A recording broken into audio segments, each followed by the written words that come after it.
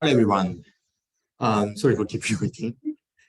My name is Kosei Yamashita, and I am the CCO as a Chief Creative Officer of the DigitalBlast Inc. from Japan. I am very glad to be here in Australia to talk about space business. I'm sure that everyone doesn't know about DigitalBlast, maybe because our company is quite small and quite new. But we are really passionate to accelerate the space business from Japan. Okay, today I'd like to talk about my company approach and the vision for space exploration. Okay. Sorry.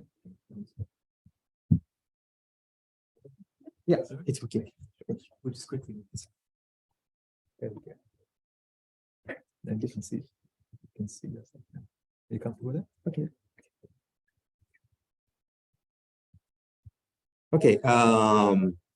Well, let me talk about my dream first. I have loved space since I was a child. See the stars in the observatories and swinging the stick. Like a Jedi from the Star Wars, and watching the Gundam animation over and over again. I wanted to realize such a dreamy and futuristic world in the universe, but that's why I try to jump in the space industry. I studied the product industrial design and spent 6 years developing the automotive industries and 4 years developing the space satellite. Then finally, I joined the DigitalBlast as a space industry. But when I involved the space industry, I realized the day when I can fly around the galaxy in a nice spaceship is quite far away. And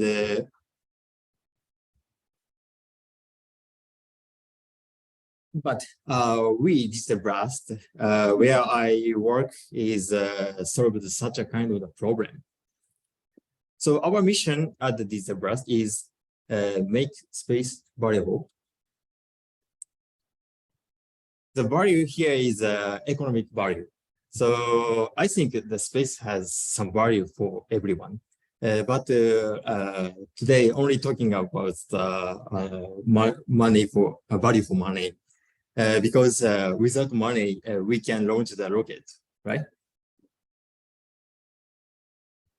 To realize its mission, our company operates the 3 business: business consultancy, and media and event produce, and R&D as an innovation lab.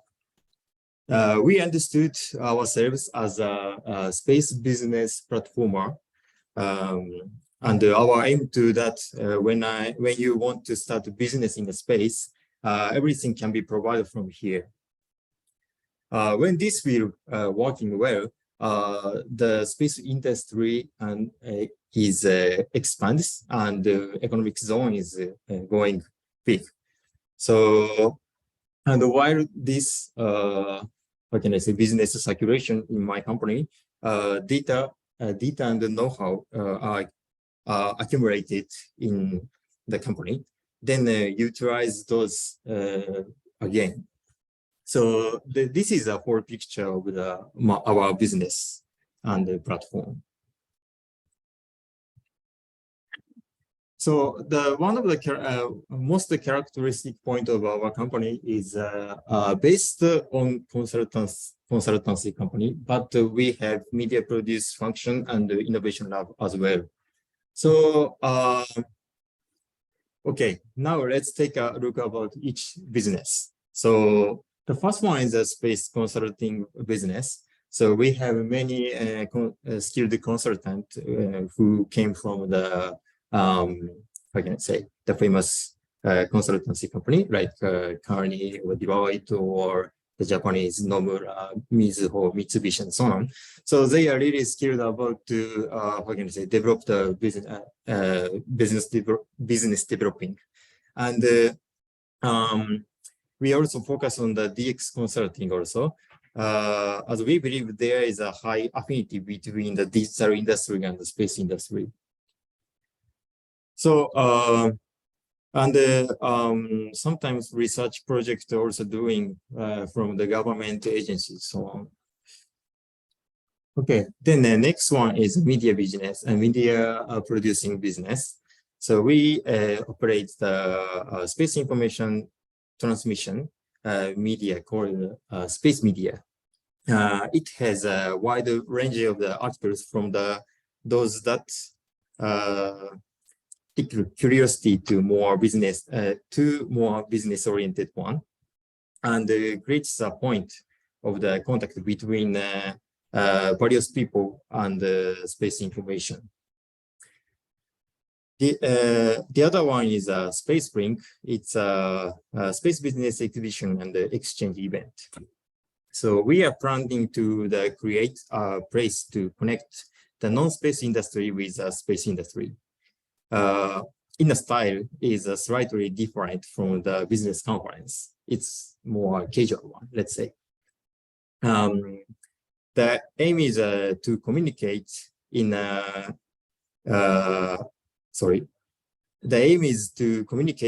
easy to understand way, and reach out the people who have between haven't been interested until now.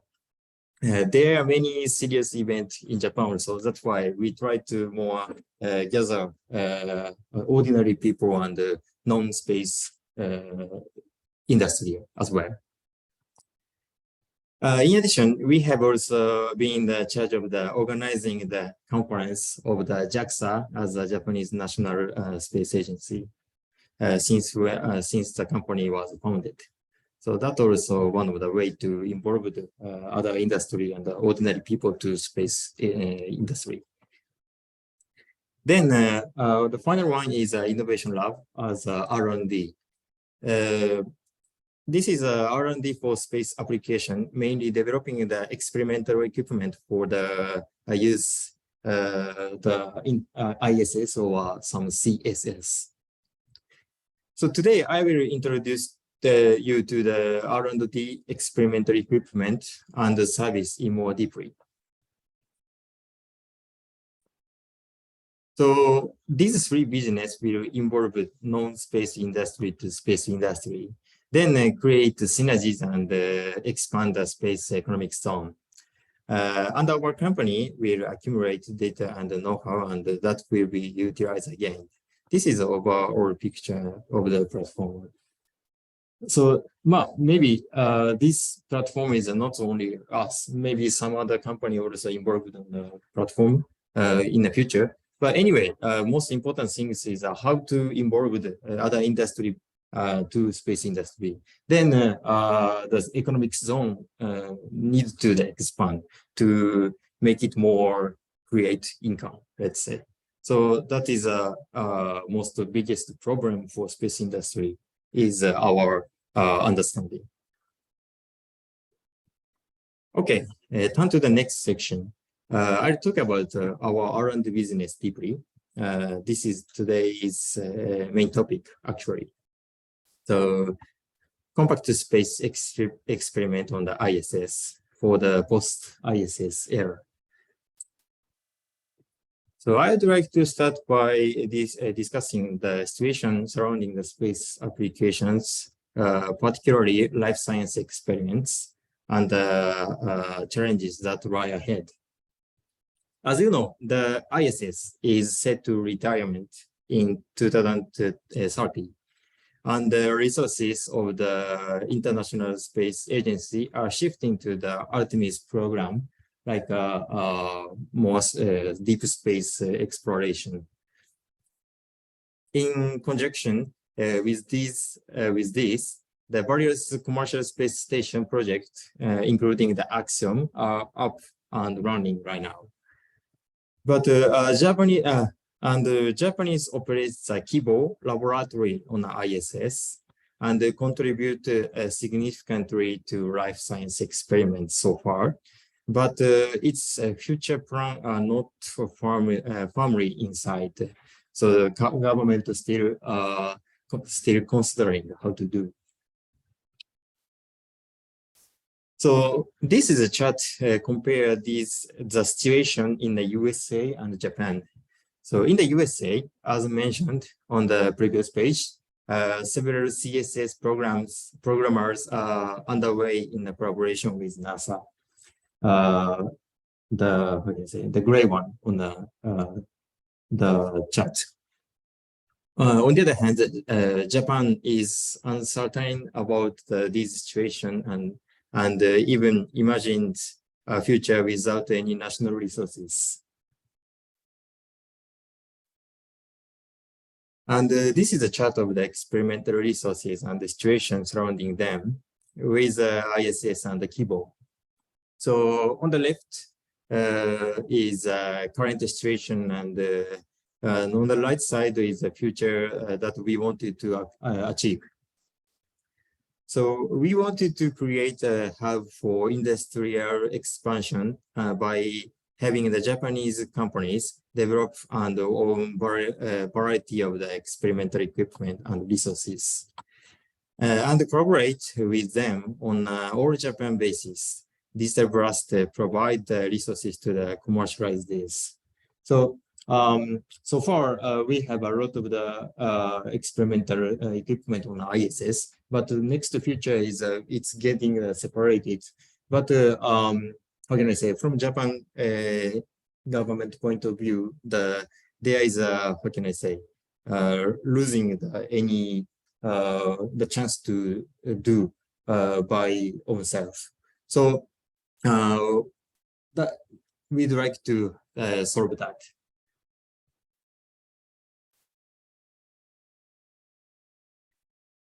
And we will develop and provide equipment where high affinity with the industry and where is likely to be high demand.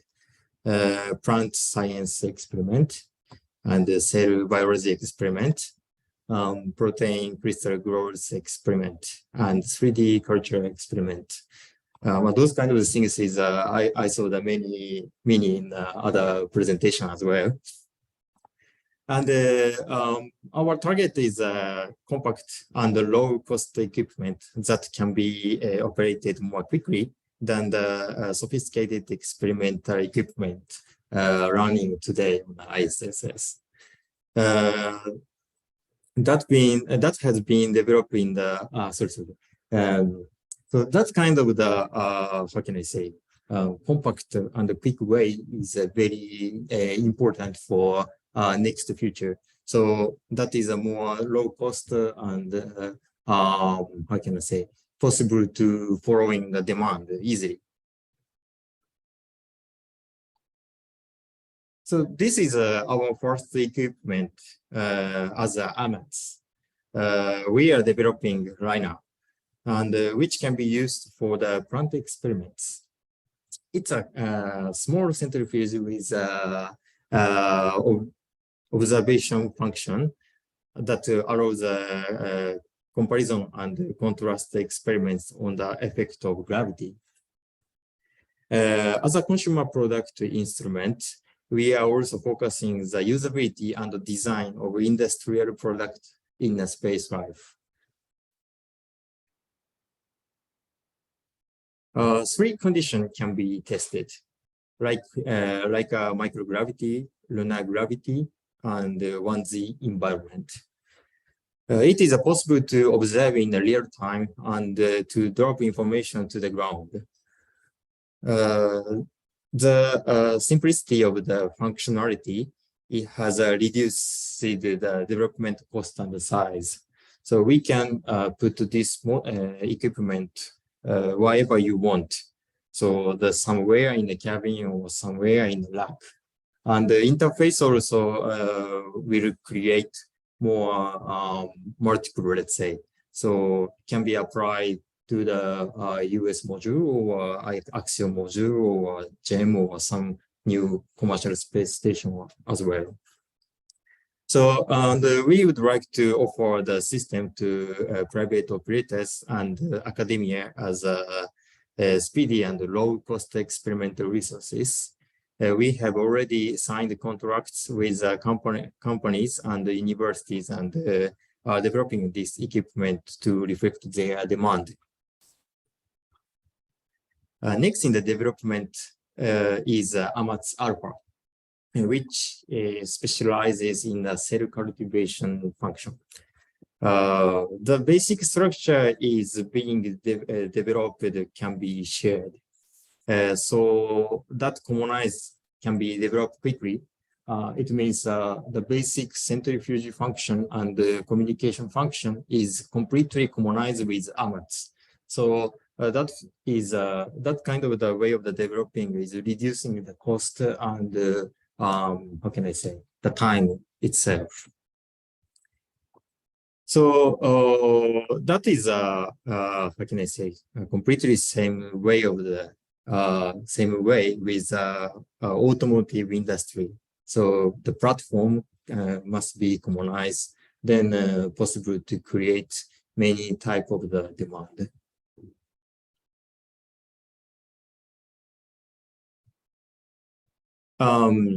It is the same as AMATS expect that it is customized for cell culture.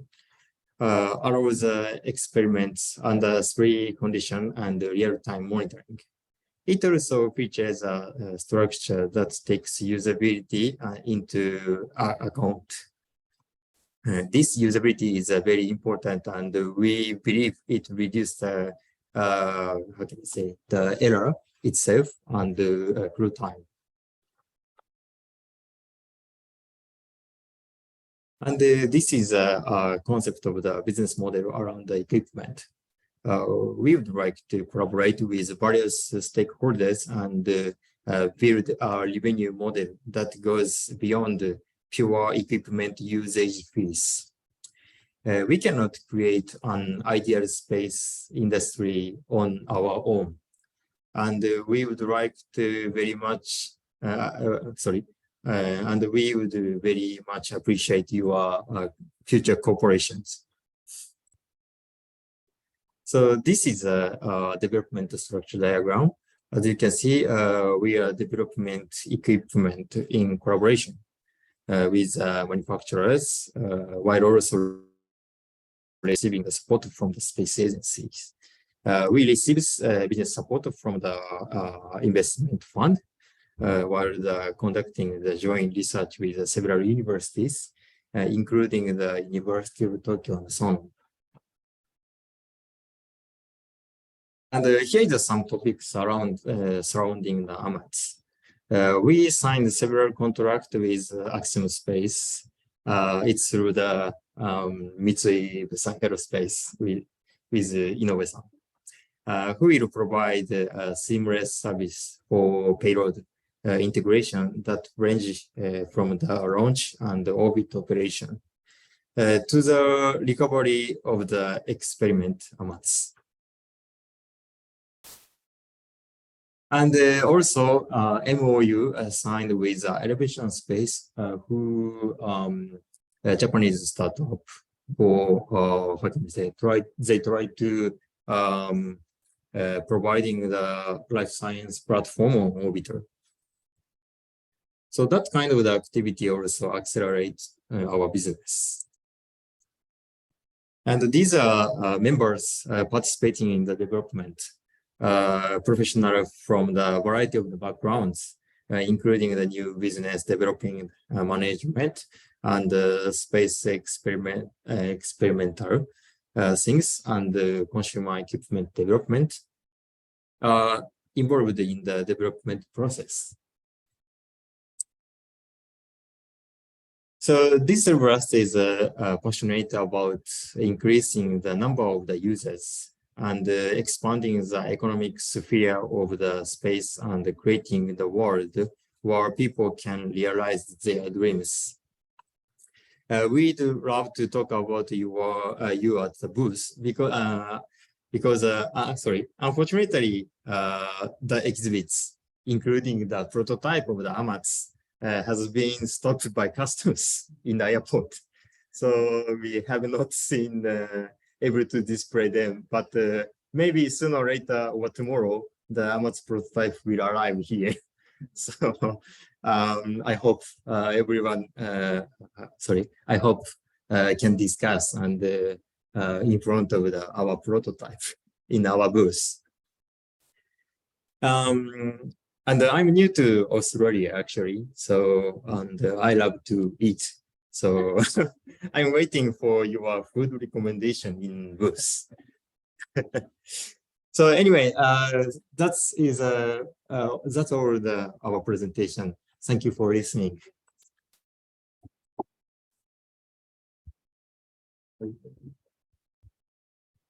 Thank you much. Thank you so much, Kosei. And if you want to eat, that's what we're going to do right now. So we have a half-hour break. We will have the Women in Space panel in half an hour across in Building 2, B2 Building 2 in the foyer. And hopefully, Kosei, like he did for me, tickled your intellectual curiosity, which I very much like that phrase, and I hope you don't mind me stealing it, tickle your intellectual curiosity. So please do reach out to each other through the break and